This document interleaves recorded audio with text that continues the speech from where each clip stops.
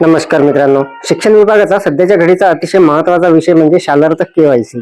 तर मित्रांनो, शालार्थमध्ये आपल्याला केवायसी करायची आणि जर झाली नाही तर आपला ऑगस्टचा जो पेमेंट असणार आहे तो मिळणार नाही, असं पत्र शासनाच्या शिक्षण विभागाकडून निर्गमित झालेलं आहे। तर मित्रांनो, आपण बँकेमध्ये जे केवायसी केलेली आहे त्यामध्ये जर आपण नॅशनलाइज बँक जर आपलं अकाउंट असेल तर आपली सी केवायसी झालेली आहे आणि जर आपला जिल्हा बँक असेल तर तिथे ई केवायसी झालेली आहे।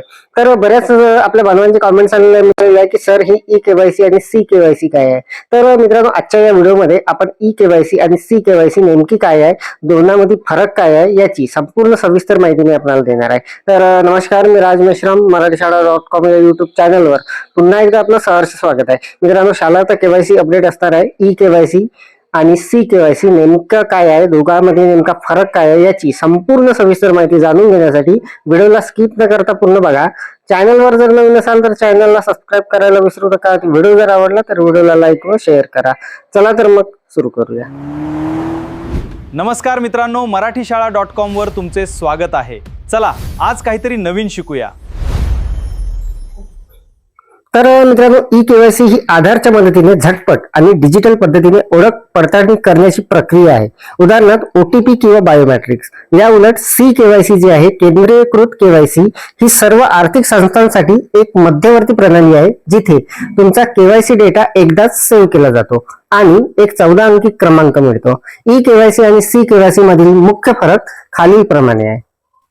तर बघा, वैशिष्ट्य ई केवायसी आणि सी केवायसी। ई केवायसी म्हणजे इलेक्ट्रॉनिक केवायसी आणि सी केवायसी म्हणजे सेंट्रलाइज्ड केवायसी।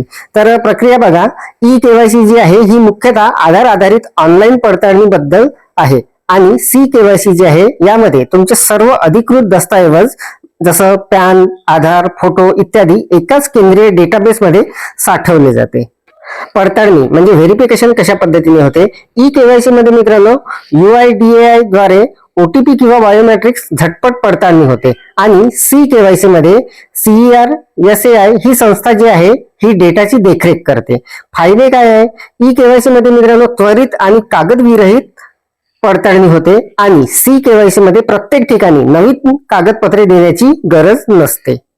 याचा वापर कसा होतो, तर ई केवायसी जे आहे मित्रांनो प्रत्येक नवीन खात्यासाठी किंवा सेवेसाठी तुम्हाला वारंवार ई केवायसी करावी लागते, परंतु सी केवायसी जे आहे या अंतर्गत मिळालेल्या 14 अंकी क्रमांक म्हणजे सी केवायसी नंबर सर्व बँक, म्युच्युअल फंड किंवा विमा कंपन्यांमध्ये आपल्याला वापरता येतो।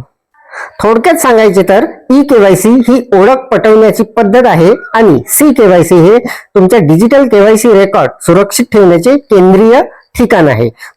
तर ही होती मित्रांनो शालार्थ केवायसी अपडेट मध्ये आपल्याला जे आपण ई केवायसी किंवा सी केवायसी केलेली आहे त्यामधील फरक।